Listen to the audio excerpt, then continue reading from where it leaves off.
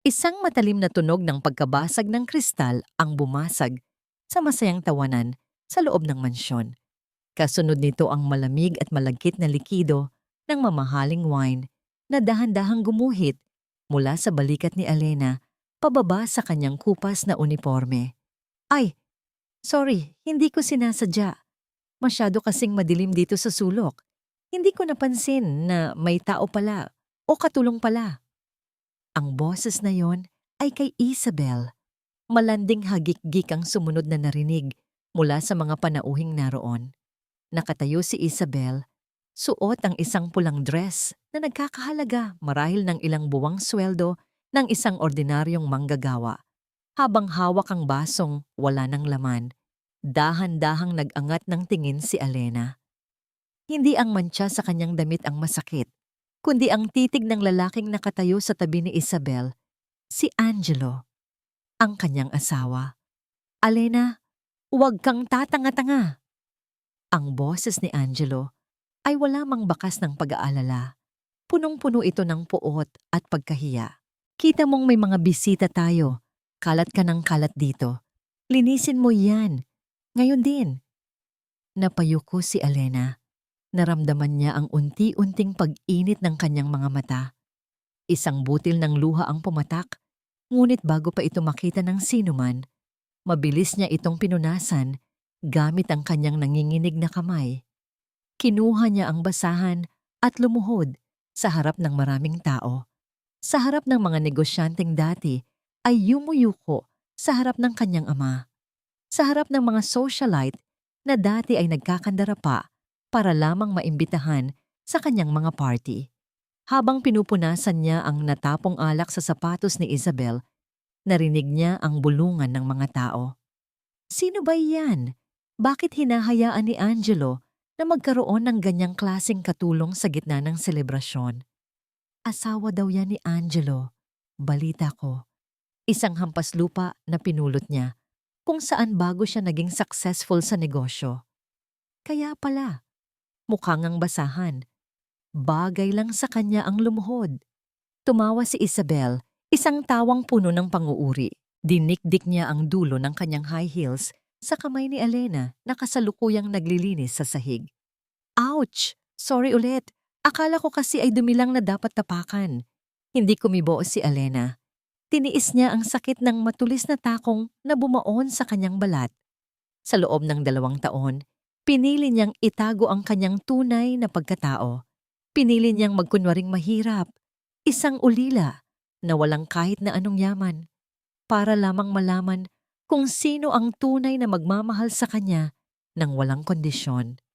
Akala niya, si Angelo na ang lalaking iyon. Noong panahong wala pa itong pangalan sa mundo ng negosyo, si Alena ang lihim na gumagabay sa bawat desisyon nito. Ginamit niya ang kanyang koneksyon bilang lihim na tagapagmana ng Race Group para bigyan si Angelo ng mga kontrata nang hindi nito nalalaman. Ngunit ngayong nasa itaas na si Angelo, ang babaeng tumulong sa kanya ang siyang unang tinatapon sa putikan. Angelo darling, malambing na tawag ni Isabel habang kumakapit sa braso ng asawa ni Alena. Nasisira ang mood ng party dahil sa babaeng ito. Bakit ba hindi mo pa siya palayasin? Sabi mo kanina, tapos na kayo, di ba? Tumingin si Angelo kay Alena. Ang mga matang dati ay puno ng pangako ng pag-ibig ay parang yelo na ngayon sa lamig. Tumayo ka dyan, Alena. Dahan-dahang tumayo si Alena. Hinarap niya ang kanyang asawa. Gusto niyang sumigaw. Gusto niyang sabihin dito na ang lahat ng luho at kapangyarihang tinatamasa nito ngayon ay galing sa kanya. Ngunit nanatili siyang kalmado. Angelo, kailangan ba nating gawin ito sa harap ng maraming tao? Mahinang tanong ni Alena. Isang malakas na sampal ang isinagot ni Angelo. Lalong tumahimik ang paligid. Napalingon ang mukha ni Alena sa lakas ng tama. Ramdam niya ang pag-init ng kanyang pisngi at ang lasa ng dugo sa loob ng kanyang labi. Huwag mo akong matawag-tawag sa pangalan ko na parang magkapantay tayo, sigaw ni Angelo. Tingnan mo ang sarili mo, Alena. Amoy bawang ka. Puno ng uling ang mga kuko mo at mukha kang basahan. Isang pagkakamali ang pakasalan ka. Isang malaking mantsa ka sa buhay ko, ngayong CEO na ako ng kumpanyang ito. Kinuha ni Angelo ang isang envelope mula sa kanyang taksido at ibinato ito sa dibdib ni Alina. Ang mga papel ay nagkalat sa sahig sa ibabaw ng mantsa ng alak. Annulment papers yan. Pirmahan mo at umalis ka sa pamamahay ko. Ayaw na kitang makita. Mula ngayon, si Isabel na ang magiging reyna ng mansyong ito. Huminga ng malalim si Alina. Tiningnan niya ang mga papel sa sahig. Tumingin siya kay Isabel na ngayon ay nakasandal sa balikat ni Angelo. Suot ang isang nakakalokong ngiti ng tagumpay. Ito ba talaga ang gusto mo, Angelo? Tanong ni Alena. Ang kanyang boses ay hindi na nanginginig. Ito ay naging matatag, malamig, at puno ng awtoridad na hindi pa naririnig ni Angelo kailanman. Oh, at huwag kang mag-alala. Bibigyan kita ng kaunting barya para hindi ka mamatay sa gutom sa kalsada. Consider it a tip para sa serbisyo mo bilang katulong sa bahay na ito sa loob ng 2 taon. Nagtawanan ng mga tao. May mga kumuha pa ng cellphone para i-video ang kahiyahiyang eksenang yon. Ang dakilang asawa na ngayon ay itinatapon na parang basura. Dahan-dahang pinulot ni Alena ang ballpen na inihagis din ni Angelo. Sa harap ng lahat, mabilis niyang nilagdaan ang bawat pahina ng dokumento. Pagkatapos, tumingin siya ng diretso sa mga mata ni Angelo. Isang tingin na tila tumatagos sa kaluluwa nito. Pinirmahan ko na, Angelo. Malaya ka na. Isang mapait na ngiti ang gumuhit sa mga labi ni Alena. Ngunit tandaan mo ang gabing ito. Dahil ang gabing akala mo ay rurok ng iyong tagumpay, ay ang gabi rin kung kailan mo sinimulang mawala ang lahat. Anong pinagsasabi mo? Baliw ka na talaga. Asik ni Angelo. Security, kaladkarin ang babaeng ito palabas. Ngayon din. Magagaspang na kamay ng 2 security guard ang humawak sa mga braso ni Alena. Hinila nila siya palabas ng malaking pintuan ng mansyon habang ang tawanan ni Isabel at ang pagmamalaki ni Angelo ay umaalingaw-ngaw sa kanyang pandinig. Ibinagsak si Alena sa labas ng gate. Kasabay nito ang biglang pagbuhos ng malakas na ulan na tila ba nakikiramay ang langit sa kanyang sinapit. Basang-basa, marumi at sugatan ng pisngi, tumayo si Alena sa gitna ng kalsada. Tumingala siya sa ulan at hinayaang hugasan nito ang dugo sa kanyang labi at ang dumi sa kanyang uniforme. Hindi siya umiiyak dahil sa sakit. Umiiyak siya dahil sa wakas. Tapos na ang kanyang pagpapanggap. Tapos na ang pagsubok. At alam na niya ang katotohanan. Kinuha niya mula sa kanyang bulsa ang isang maliit na cellphone. Isang lumang modelo na akala ni Angelo ay basura na. Pinihit niya ang isang numero na 2 taon na niyang hindi tinatawagan. Isang ring lang at may sumagot sa kabilang linya. Isang boses na puno ng paggalang at pananabik. Ma'am? Ma'am Alena? Kayo po ba ito? Huminga ng malalim si Alena. Ang kanyang mga mata na kanina ay puno ng lungkot ay nag-apoy ngayon sa bagsik. Edward, tawag niya sa kanyang matapat na assistant. Ihanda mo ang kotse at tawagan mo ang board of directors ng race group. Sabihin mo sa kanila. Huminto si Alena habang nakatingin sa naglalakihang ilaw ng mansyon na dati niyang tinirhan. Sabihin mo sa kanila na tapos na ang bakasyon ko. Ang tunay na may-ari ng kumpanya ay magpapakita na bukas ng umaga. Eksaktong pagtapos ng kanyang salita, isang mahabang linya ng mga itim na sasakyan ang lumitaw mula sa dulo ng madilim na kalsada. Ang kanilang mga headlight ay nagmistulang mga mata ng isang nagngangalit na hayop na handang manakmal. Sa gitna ng ulan, isang mamahaling Rolls-Royce ang dahan-dahang huminto sa tapat mismo ni Alena. Bumukas ang pinto at isang lalaking nakasutang bumaba at mabilis na nagpayong sa kanya habang nakayuko ng malalim. Welcome back, Madam President.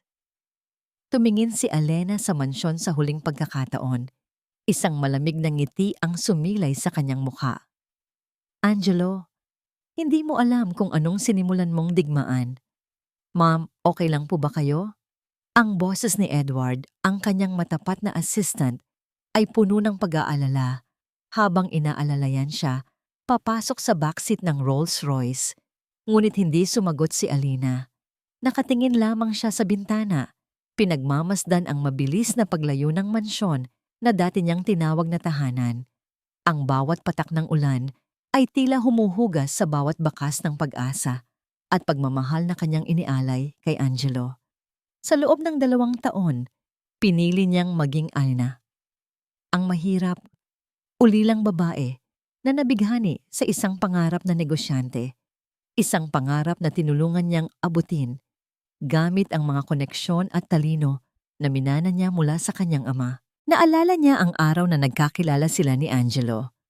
Isang gabi, sa isang charity event, na pinilit siyang puntahan ng kanyang yaya. Nakita niya si Angelo, isang aspiring architect na puno ng pangarap ngunit walang sapat na puhunan. Ang kanyang pagiging simple at ambisyon ang nakakuha ng atensyon ni Alena. Doon nagsimula ang lahat. Ginawa niya ang lahat para matulungan si Angelo na umangat.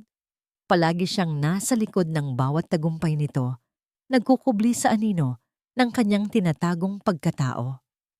Gusto ko lang malaman na minamahal mo ako hindi ang aking apelyido o ang aking kayamanan. Iyan ang paulit-ulit niyang sinasabi sa sarili. Ang tanging paraan para malaman iyon ay magpanggap siyang isa sa kanila. Isang ordinaryong tao na kailangan ding magsikap para mabuhay. Ngunit ang lahat ng pagpapanggap at pagsubok ay nagtapos sa isang mapait na katotohanan. Isang katotohanang mas masakit pa sa sampal na kanyang natanggap. Edward, alam mo bang minsan, ang pinakamalaking pagkakamali ng isang tao ay ang pagtitiwala ng lubos sa maling tao? Mahina ang boses ni Alena. Halos bulong lang, ngunit sapat para marinig ni Edward. Ma'am, hindi po kayo nagkamali. Si Mr. Angelo po ang nagkamali. Hindi niya po nakita ang tunay na halaga ninyo. Pinikit ni Alena ang kanyang mga mata. Halaga. Iyon ang salitang bumabagabag sa kanya. Ano nga ba ang kanyang halaga sa paningin ni Angelo? Isang katulong, isang basahan, isang tao na kahiya-hiya sa mata ng lipunan? Hindi, Edward. Sagot ni Alina. Ang kanyang mga mata ay unti-unting nagbukas, puno ng bagong determinasyon. Hindi ko siya masisisi. Ginawa ko ang lahat para itago ang tunay kong pagkatao. Akala niya wala akong panlaban. Akala niya madali niya akong matatapon. Pero ngayon, isang ngiti ang sumilay sa kanyang mga labi. Isang monang ngiti na hindi na puno ng lungkot kundi ng mapanganib na desisyon. Alam na niya kung gaano siya nagkamali. Pumunta si Alena sa Race Tower, ang pinakamataas na gusali sa buong syudad, na pag-aari ng kanyang pamilya. Dumiretso siya sa pinakataas na palapag kung saan matatagpuan ang executive office ng chairman. Pagpasok niya, sinalubong siya ng tahimik na paggalang mula sa mga matataas na ehekutibo na naghihintay sa kanya. Ang mga mukha nila ay puno ng pagtataka at kaba. Good evening, Madam President. Bati ni Mr. Alonzo, ang Chief Operating Officer, na dati ring katuwang ng kanyang ama. Matagal na po naming hinihintay ang inyong pagbabalik. Thank you, Mr. Alonzo, sagot ni Alena. Ang kanyang boses ay malamig at malinaw. Pero hindi na Madam President ang itatawag ninyo sa akin. Mula ngayon, tawagin niyo akong Chairman Alena. Race. Nagkatinginan ang mga ehekutibo. Halos hindi sila makapaniwala sa kanilang narinig. Ang chairwoman ay isang posisyon na matagal nang bakante simula nang mamatay ang kanyang ama. Mr. Alonzo, ihanda ang lahat ng financial reports mula sa huling 2 taon. Utos ni Alina. Gusto kong makita ang bawat transaksyon, lalo na ang mga may kinalaman kay Mr. Angelo de la Vega. Bahagyang nagulat si Mr. Alonzo, ngunit mabilis din itong bumalik sa kanyang profesional na tindig. Masusunod na chairman, naupo si Elena sa swivel chair ng kanyang ama.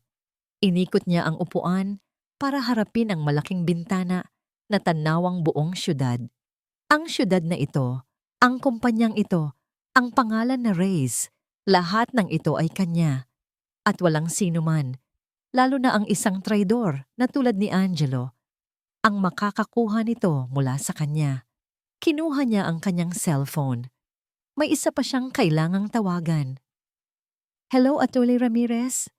Yes, Ma'am Elena. Ready na po ang lahat ng papeles. Sigurado na po ba kayo sa desisyon ninyo? Oo, attorney. Siguradong sigurado. Ang boses ni Elena ay tila nagbago.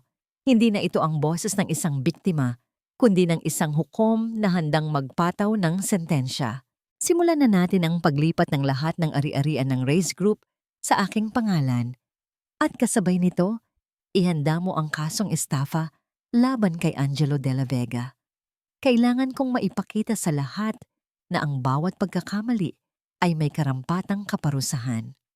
Pero Ma'am Elena, hindi ba may annulment paper na kayo? Oo, attorney. At iyon ang magiging pinakamalaking pagkakamali niya. Isang ngiti ang sumilay sa mga labi ni Elena. Isang ngiti na puno ng lihim. Dahil ang pinirmahan niyang annulment paper ay hindi lang basta annulment paper. Ang tunog ng champagne cork na lumilipad at ang hiyawan ng pagdiriwang ang bumungad kay Angelo habang papasok siya sa kanyang bagong opisina bilang CEO ng Reyes Corporation. Ang kanyang dibdib ay punong-puno ng pagmamalaki. Narito na siya, sa tuktok ng mundo, kasama ang babaeng pinili niya, si Isabel. Darling, ang galing mo talaga. Sigaw ni Isabel habang tumatakbo papalapit at niyakap si Angelo. Hindi ko akalain na ganito kabilis mong mapaalis ang basurang yon. Ngayon, atin na ang lahat. Hinalikan ni Angelo si Isabel sa noo. Ang kanyang puso ay lumulutang sa kaligayahan. Siyempre, hindi ako papayag na sirain ng isang hampas lupa ang kinabukasan ko. Isa lang siyang sagabal. Ngayon, malaya na ako. At mas lalo tayong yayaman. Ilang oras na silang nagdiriwang. Nandoon ang mga kaibigan ni Angelo, mga kasamahan niya sa negosyo, at maging ang ilang board members na kaalyado niya. Ngunit may isang board member na tila tahimik at malalim ang iniisip. Si Mr. Corpus, ang matandang kaibigan ng yumaong ama ni Elena. Habang nagkukwentuhan at nagtatawanan ng lahat, nilapitan ni Isabel si Angelo. Ang kanyang mukha ay seryoso. Angelo darling, may kailangan tayong gawin bago pa mahuli ang lahat. Ano yon? Tanong ni Angelo, bahagyang nainis dahil sa paggambala sa kanyang kasiyahan. Ang papeles, kailangan na nating pirmahan ang partnership agreement sa pagitan ng Reyes Corporation at ng kumpanya namin. Paliwanag ni Isabel. Alam mo naman na sila ang nagsuporta sa iyo para maging CEO. At kailangan nating gawing formal ang kasunduan para hindi na sila makabawi pa. Napakunot ang noo ni Angelo. Hindi pa ba pwede bukas? Nagdiriwang tayo ngayon. Hindi, Angelo. Dapat ngayon na. Giit ni Isabel. Ang kanyang boses ay may bahid ng pagmamadali. Mas maganda kung habang abala ang lahat sa pagdiriwang, tapos na ang lahat. Para walang makialam. Hindi ba't iyan ang plano natin? Ang dahan-dahang angkinin ang Reyes Corporation. Tumingin si Angelo kay Isabel. Alam niya ang totoo. Gusto lang ni Isabel na masiguro na hindi siya matatalikuran ng mga bagong partner nila. Sige na nga, huling sabi ni Angelo, bagamat may kaunting pag-aalinlangan. Puntahan natin si Mr. Corpus, siya ang may hawak ng mga papeles. Naglakad sila patungo kay Mr. Corpus na nakaupo sa isang sulok at tahimik na umiinom ng kape. Mr. Corpus! Bati ni Angelo, puno ng kumpiyansa. Ihanda na po natin ang partnership agreement. Pirmahan na natin ngayon. Tumango si Mr. Corpus. Ang kanyang mukha ay seryoso. Sige, Mr. De La Vega, narito ang mga dokumento. Ibinigay ni Mr. Corpus ang isang makapal na folder. Binasa ni Angelo ang ilang pahina, ngunit hindi niya masyadong inintindi ang detalye. Ang mahalaga sa kanya ay ang partnership agreement na magseselyo sa kanyang kapangyarihan. Nagpipirmahan sila ni Isabel. Ang bawat pirma ay tila patunay sa kanilang tagumpay. Ngayon, wala nang makakapigil sa atin. Bulong ni Isabel kay Angelo. Ang kanyang mga mata ay nagniningning sa pananabik. Ngunit bago pa matapos ang kanilang pagdiriwang, biglang bumukas ang pinto ng opisina. Excuse me, Mr. De La Vega. Ang boses ng sekretarya ni Angelo ay tila nanginginig. May naghahanap po sa inyo. Sabi niya, may appointment po kayo sa Board of Directors. Nagulat si Angelo. Ano? Anong Board of Directors? Hindi ko alam yan. Sino ang nagpatawag? Hindi ko po alam, sir. Pero sabi po niya, napaka-importante daw po ng pagpupulong at ito raw po ang chairman. Nagkatinginan si Angelo at Isabel. Chairman ng Race Corporation? Alam nilang wala ng aktibong chairman ng kumpanya. Tanging ang namumunong board of directors lang ang may kapangyarihan. Chairman, hindi ako informed. Galit na sabi ni Angelo. Sabihin mo, wala ako. Nagpapahinga ako. Ngunit, bago pa makasagot ang sekretarya, isang matangkad na figura ang dahan-dahang pumasok sa opisina. Isang babae na nakasuot ng itim na dress, may mahabang itim na buhok na nakalugay, at ang kanyang mukha ay bahagyang natatakpan ng salamin na itim at manipis na belo. Tumaas ang kilay ni Angelo. Sino ang babaeng ito? At bakit ang lakas ng loob niyang pumasok sa opisina niya nang walang paalam? Sino ka? Tanong ni Angelo, puno ng pagkalito at inis. At bakit ka nandito? Hindi ka invited sa private celebration ko. Ang babae ay dahan-dahang lumapit. Ang bawat hakbang ay tila nagdudulot ng kaba sa puso ni Angelo. Huminga siya ng malalim at ang kanyang boses ay malamig at puno ng awtoridad. Isang boses na sa hindi maipaliwanag na dahilan ay tila pamilyar kay Angelo. Ako ang chairman at narito ako para tapusin ang dapat nang tapusin. Napatayo si Angelo. Ang kanyang pagkalito ay napalitan ng inis at pagtataka. Sino ang babaeng ito? At bakit mayabang siyang nagpapakilalang chairman ng Race Corporation? Chairman, wag mo akong lokohin, miss, sabi ni Angelo. Pilit na pinapanatili ang kanyang kumpiyansa. Ako ang CEO ng kumpanyang ito. Walang chairman. Kung meron man, matagal na siyang nagtatago sa anino. Hindi siya kailanman nagpakita at mas lalong hindi siya magpapakita sa isang tulad mo. Bahagyang napangiti ang babae, ngunit hindi pa rin makita ang kanyang labi dahil sa belo. Ang kanyang mga mata lamang ang nakikita, mga matang matalim, puno ng kapangyarihan, at sa isang iglap, tila may pamilyar na kislap na dumaloy doon. Ah, Mr. De La Vega, sabi ng babae. Ang kanyang boses ay kalmado, ngunit may nakatagong lamig. Iyan ang problema. Akala mo, dahil hindi ako nagpakita, wala ako. Akala mo, dahil tahimik ako, hindi ko alam ang lahat ng kalokohan mo. Lumapit pa ang babae sa mesa ni Angelo at inilapag niya ang isang folder. Isang folder na may logo ng Race Corporation. Ito ang mga dokumento na nagpapatunay na ako ang lehitimong tagapagmana at chairman ng Race Group. At ito naman, kinuha niya ang isa pang folder at ibinato sa mesa. Ang mga patunay ng iyong panloloko at pangungupit sa kumpanyang ito sa loob ng 2 taon. Kasama na dyan ang mga kasunduan mo sa kalaban ng Race Group, ang Solar Holdings. Biglang nanlamig ang buong katawan ni Angelo. Solar Holdings? Ito ang kumpanya ni Isabel. At paano nalaman ng babaeng ito ang lahat ng yon? Ano bang pinagsasabi mo? Sigaw ni Angelo. Pilit na pinapalakas ang kanyang loob. Wala akong kinalaman dyan. May kasunduan ako sa ibang partners, oo. Pero hindi sa Solar Holdings. Nagkakamali ka. Ngumiti ang babae. Isang ngiti na tila ng uuyam. Oh, talaga ba? Hindi sa Solar Holdings? Kung gayon, bakit mo pipirmahan ang isang partnership agreement na ang pangalan ng kumpanya ni Isabel ang nakalagay bilang co-owner ng mga share mo sa Race Corp? Napalingon si Angelo kay Isabel na ngayon ay nanlalaki ang mga mata.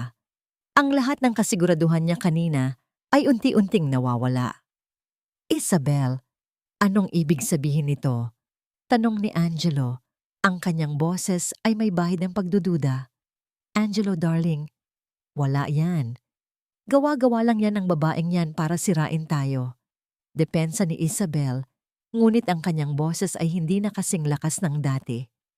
Naglakad ang babaeng chairman papalapit sa monitor ng kanyang opisina.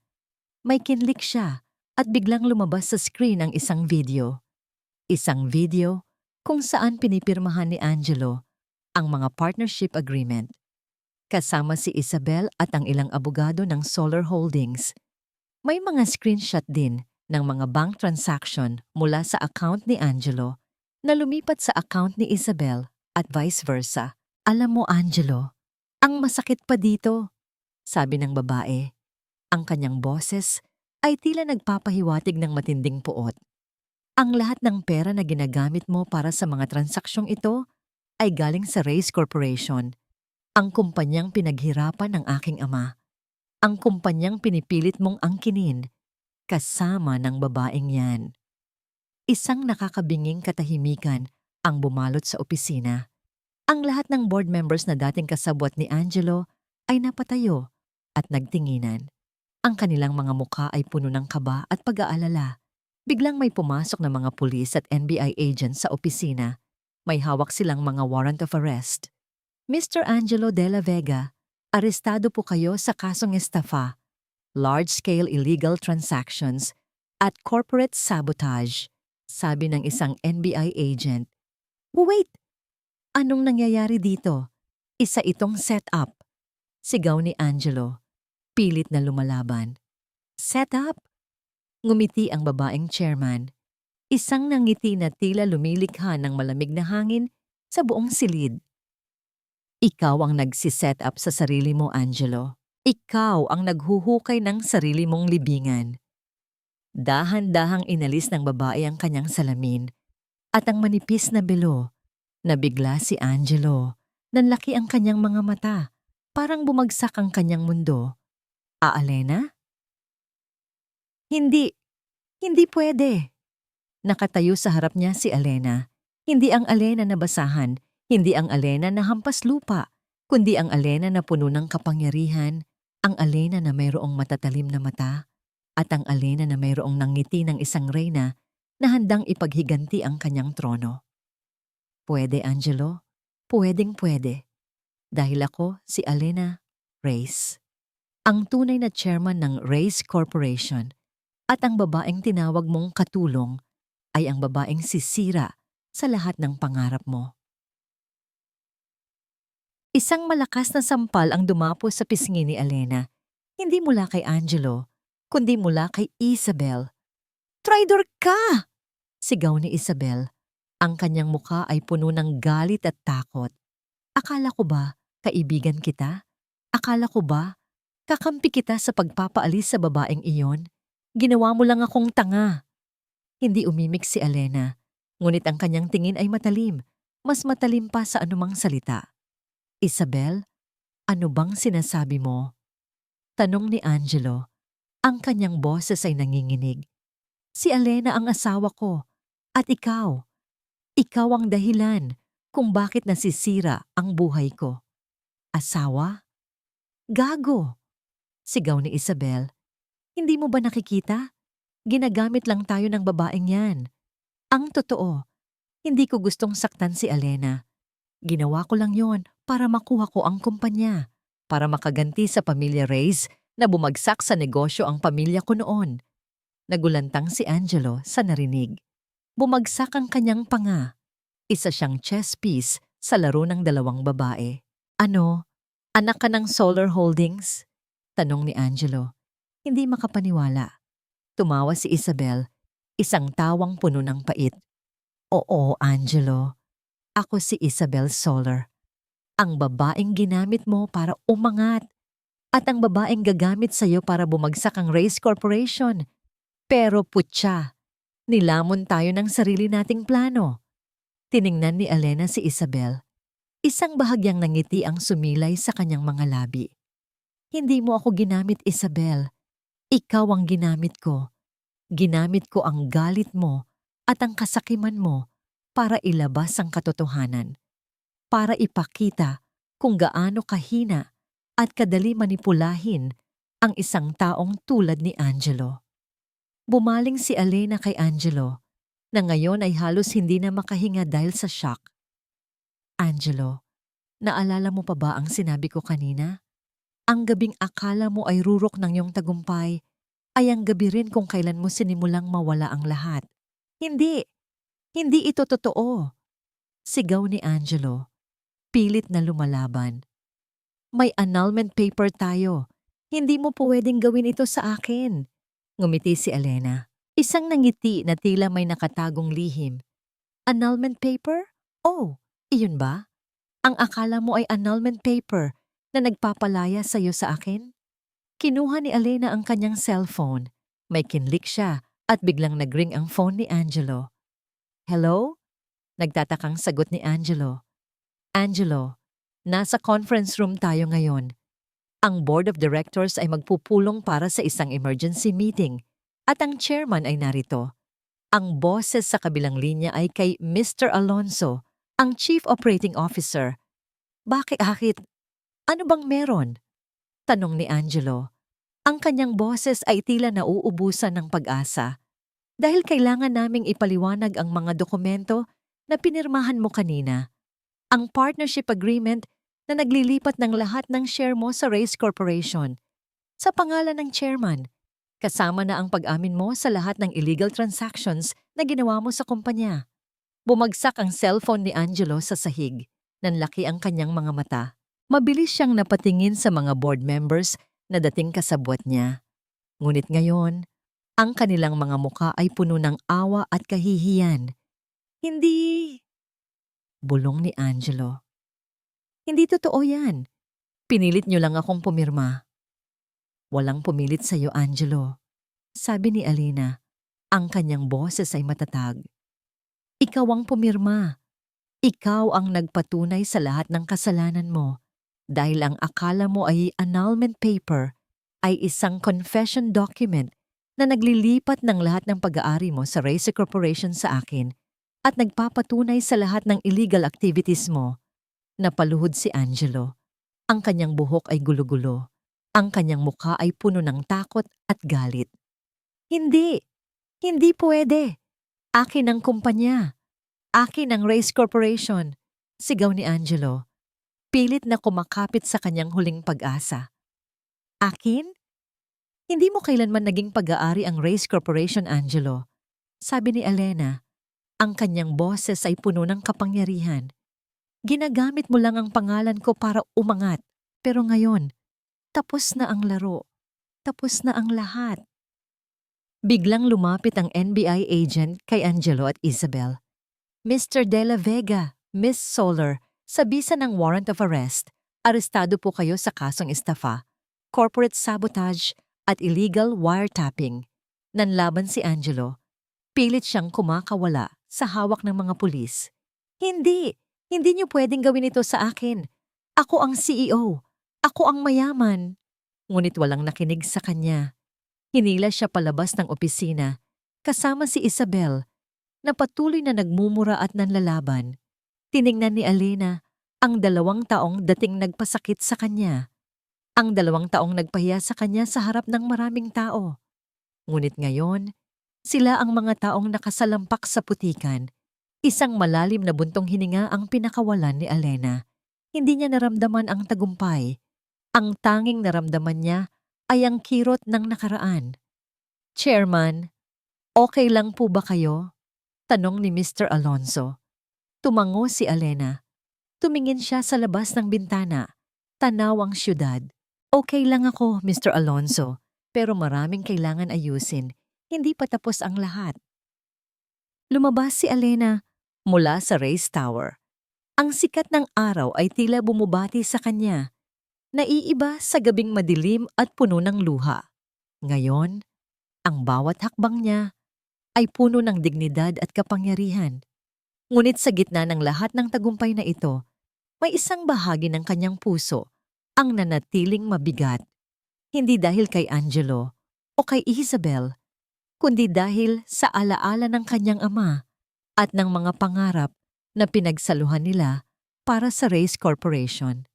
Ma'am, diretso na po ba tayo sa bahay? Tanong ni Edward habang binubuksan ang pinto ng kotse. Hindi, Edward, sagot ni Alena. Dalhin mo ako sa presinto. Gusto kong harapin si Angelo. Nagulat si Edward, ngunit hindi na siya nagtanong. Alam niyang may dahilan ang bawat desisyon ni Alena. Makalipas ang ilang minuto, narating nila ang presinto. Hinintay si Alena ni Attorney Ramirez na nakangiti. Ma'am Alena, tapos na po ang lahat ng kailangan nilang gawin sa investigation. Pwede na po ninyong makausap si Mr. De La Vega, sabi ni Attorney Ramirez. Tumango si Alena. Naglakad siya patungo sa isang interrogation room. Pagbukas ng pinto, nakita niya si Angelo. Nakaupo sa isang silya, ang kanyang ulo ay nakayuko. Ang dating mayabang na CEO ay isa na ngayong basag na lalaki. Angelo, tawag ni Alena. Ang kanyang boses ay kalmado. Nag-angat ng tingin si Angelo. Ang kanyang mga mata ay walang kislap, puno ng takot at paghihinayang. Alena, patawarin mo ako, bulong ni Angelo. Ang kanyang boses ay halos hindi na marinig. Hindi ko alam. Hindi ko alam na ikaw ang chairman. Ginawa ko lang ang lahat para umangat. Para mapatunayan ang sarili ko. Ngumiti si Alena, isang mapait na ngiti. Ang pinakamasakit na bahagi nito, Angelo, ay hindi mo kailanman kinailangan gawin ang lahat ng yan. Nandyan ako para suportahan ka. Naniwala ako sa'yo. Binigay ko sa'yo ang lahat ng pagkakataon. Pero pinili mo ang madaling daan. Pinili mong tapakan ang pagkatao ko para lang umangat ka. Pinili mong kalimutan ang lahat ng pinagsamahan natin para lang sa pera at kapangyarihan. Napayuko si Angelo. Ang kanyang mga balikat ay nanginginig. Alena, pakiusap. Bigyan mo ako ng isa pang pagkakataon. Babalik ako sa dati. Handa akong gawin ang lahat para sa'yo. Umiling si Alena. Kinuha niya mula sa kanyang daliri ang kanyang simpleng wedding ring, ang sing-sing na ibinigay ni Angelo sa kanya noong nagpakasal sila, na gawa sa murang metal. Inilapag niya ito sa mesa sa pagitan nilang dalawa. Angelo, ang kasal natin ay isang pagpapanggap para sa akin. Oo. Ngunit ang pag-ibig ko sa iyo ay totoo. Ang pagtitiwala ko sa iyo ay totoo. At ang sakit na idinulot mo ay totoo. Ang isang relasyon, Angelo, ay hindi lamang tungkol sa pera o posisyon. Ito ay tungkol sa pagtitiwala, paggalang at pagmamahal. At nawala ang lahat ng iyan nang tawagin mo akong katulong sa harap ng maraming tao. Tumingin si Alena ng diretso sa mga mata ni Angelo. Hindi ko na mabibigyan ka ng isa pang pagkakataon, Angelo. Hindi dahil sa galit, kundi dahil sa respeto ko sa sarili ko. Hindi mo deserve ang kahit na anong parte ng buhay ko, kahit ang galit ko. Dahan-dahang tumayo si Alena. Lumingon siya sa pinto. Laya ka na, Angelo. Hindi na ikaw ang problema ko. Ang Race Corporation ang kailangan kong ituwid. Bago pa siya tuluyang makalabas, nagsalita si Angelo. Ang kanyang boses ay tila isang bulong lamang. Salamat, Alena. Hindi lumingon si Alena. Hindi niya na kailangan. Ang sakit ay nanatili, ngunit ang bigat sa kanyang puso ay unti-unting lumuwag. Paglabas niya, sinalubong siya ni Attorney Ramirez. Okay na po ba ang lahat, ma'am? Oo, attorney, sagot ni Alena. Ang kanyang mga mata ay nakatingin sa malayo. Ngayon, umpisahan na natin ang paglilinis ng kumpanya At ang tungkol kay Isabel Soler, gusto kong masiguro na hindi na siya makakapanloko pa sa ibang kumpanya. Naglakad si Alena palayo sa presinto. Ang kanyang isip ay hindi na nakatuon sa nakaraan. Nakatuon na siya sa kinabukasan. Ngunit habang papunta siya sa kotse, may napansin siyang isang puting rosas na nakalagay sa windshield ng kanyang Rolls Royce. May kasama itong maliit na card. Kinuha niya ito. Isang pamilyar na amoy ng rosas ang sumalubong sa kanya. Binuksan niya ang card. Isang simpleng sulat kamay. A rose for a queen. Welcome back. Walang pangalan. Ngunit alam ni Alena kung sino ang nagpadala nito. Isang tao na palaging nasa likod niya. Isang tao na palaging nagmamalasakit. Isang tao na palaging handang protektahan siya. Isang ngiti ang sumilay sa kanyang mga labi. Hindi na ito mapait. Ito ay isang ngiti ng pag-asa. Pagbalik ni Alena sa race tower, sinalubong siya ng mga empleyado na nagulat sa kanyang biglaang paglitaw bilang chairman. Ngunit sa halip na magalit o matakot, naramdaman nila ang pag-asa. Alam nilang sa wakas, may magmamalasakit na sa kumpanya. Agad na tinawag ni Alena ang lahat ng department heads para sa isang emergency meeting. Ang kanyang presensya ay nagdulot ng isang bagong sigla sa opisina. Alam kong marami kayong tanong. Panimula ni Alena. Ang kanyang boses ay malinaw at puno ng kumpiyansa. Ngunit sa ngayon, ang kailangan nating gawin ay ituwid ang lahat ng pagkakamali na nagawa sa kumpanyang ito. Kailangan nating ibalik ang tiwala ng publiko, ng ating mga investors at ng bawat isa sa atin. Tinalakay ni Alena ang kanyang mga plano. Ang kanyang mga ideya ay sariwa, makabago at puno ng pag-asa. Ipinakita niya ang kanyang talino sa negosyo, ang kanyang kaalaman sa bawat detalye ng Race Corporation. Gusto kong linawin sa inyo, dagdag ni Alena, ang kanyang mga mata ay matalim. Hindi ako papayag na muling may manloko sa kumpanyang ito. Ang bawat isa sa atin ay may pananagutan at ang sino mang magtatangkang gumawa ng masama ay haharap sa akin.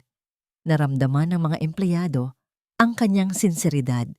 Naramdaman nila ang kanyang lakas. At doon, sa gitna ng pagsubok, nagsimulang muling bumangon ang Race Corporation. Sa mga sumunod na linggo at buwan, abala si Alena sa paglilinis ng kumpanya. Inalis niya ang lahat ng mga empleyadong sangkot sa korupsyon ni Angelo. Nagpatupad siya ng bagong polisiya para masiguro ang transparency at accountability. Naging sentro ng balita ang Race Corporation. Ang pagbabalik ni Alena Reyes bilang chairman ay isang malaking sorpresa sa business world. Ang mga magazine ay naglabas ng mga cover story tungkol sa kanyang untold story. Alena Reyes, ang babaeng binura ang sarili para hanapin ang tunay na halaga. Iyan ang headline sa isang kilalang business magazine. Sa kabila ng lahat ng tagumpay, nanatiling mapagpakumbaba si Alena. Hindi niya kinalimutan ang kanyang nakaraan. Hindi niya kinalimutan ang sakit na kanyang pinagdaanan. Isang gabi, habang nagtatrabaho si Alena sa kanyang opisina, may kumatok sa pinto.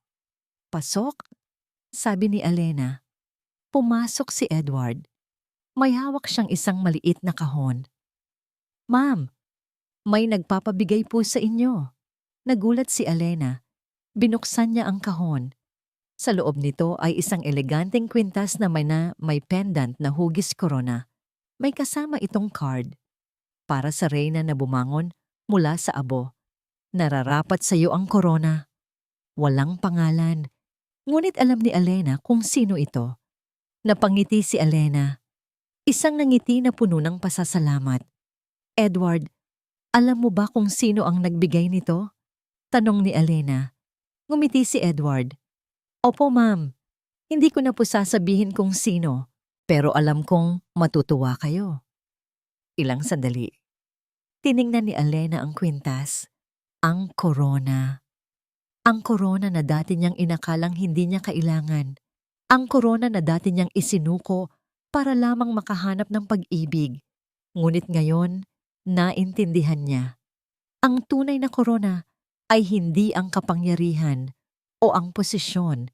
Ito ay ang lakas na makabangon mula sa sakit.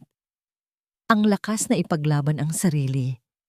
Ang lakas na ipakita sa mundo na ang halaga ng isang babae ay hindi nakasalalay sa kung sino ang kasama niya, kundi sa kung sino siya.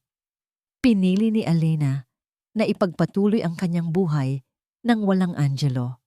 Nalaman niyang si Angelo ay nahaharap sa mahabang sentensya sa bilangguan, samantalang si Isabel, dahil sa pagiging anak ng may-ari ng Solar Holdings, ay meron namang sariling kaso na kakaharapin. Hindi na niya ito pinansin. Ang kanyang paghihiganti ay natapos na. At ngayon, handa na siyang simulan ang isang bagong kabanata sa kanyang buhay. Makalipas ang 1 taon, ang Race Corporation ay muling nakabangon, mas matatag at mas makapangyarihan kaysa dati. Si Alena Reyes ay hindi na lamang isang chairman. Siya ay naging isang simbolo ng pagkabuhay muli, ng integridad at ng kapangyarihan ng kababaihan sa mundo ng negosyo. Ang mga dating nagduda sa kanya ay ngayon ay humahanga at gumagalang. Nasa isang international business conference si Alena sa London, kung saan siya ay isa sa mga keynote speakers. Suot ang isang eleganteng business suit at ang kwintas na may pendant na korona, regalo mula sa kanyang secret admirer, tumaas siya sa entablado. "Good morning everyone," panimula ni Alena. Ang kanyang boses ay malinaw at malakas, punong-puno ng kumpiyansa. Marami ang nagtatanong sa akin kung ano ang sekreto ng pagbangon ng Race Corporation, kung paano namin nalagpasan ang matinding pagsubok. Ang sagot ko ay simple: integridad at tiwala. Nagkwento si Alena tungkol sa kanyang personal na karanasan, ngunit hindi sa detalyadong paraan. Sa halip, ibinahagi niya ang aral na kanyang natutunan, na ang tunay na halaga ng isang tao ay hindi na sa kayamanan, sa posisyon o sa relasyon. Ito ay nasa lakas ng loob na harapin ang katotohanan, tanggapin ang sakit, at bumangon muli ng mas matatag. "Hindi ko ipinagmamalaki ang nakaraan ko," sabi ni Alena. Ang kanyang mga mata ay nagniningning.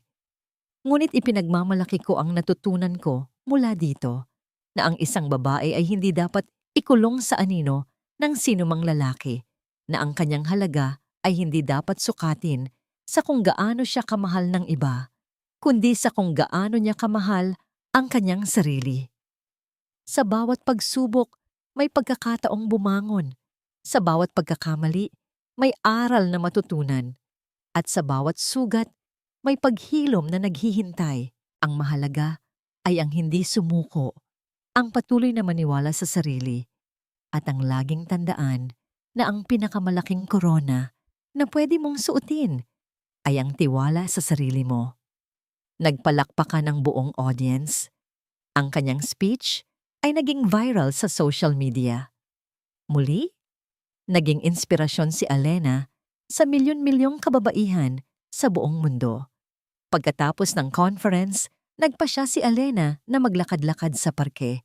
Nais niyang mag-isip, magmuni-muni.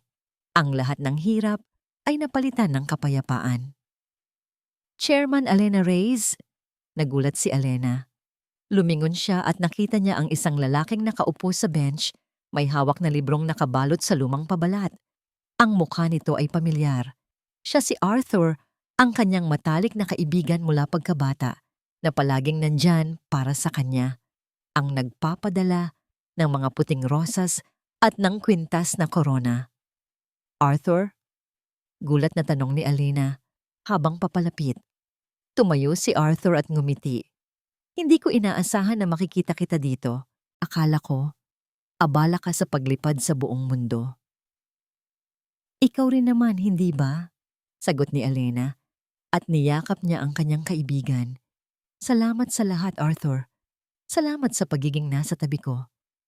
"Wala iyon, Alena," sagot ni Arthur. Ang kanyang mga mata ay puno ng pagmamahal. "Palagi naman akong nandito para sa'yo. Noon, ngayon, at sa darating pa. Naglakad-lakad sila sa parke. Pinag-usapan nila ang kanilang mga buhay, ang kanilang mga pangarap, ang kanilang mga plano. Alena, biglang sabi ni Arthur, napansin ko ang kwintas mo. Bagay na bagay sa iyo ang korona. Ngumiti si Alena. Hinawakan niya ang kwintas. Oo, natutunan ko na ang isang reyna ay hindi kailangan ng hari para maging reyna. Kailangan lang niya ng lakas ng loob na isuot ang sarili niyang korona. Nagpatuloy sila sa paglalakad. Ang kanilang mga anino ay humahaba sa paglubog ng araw.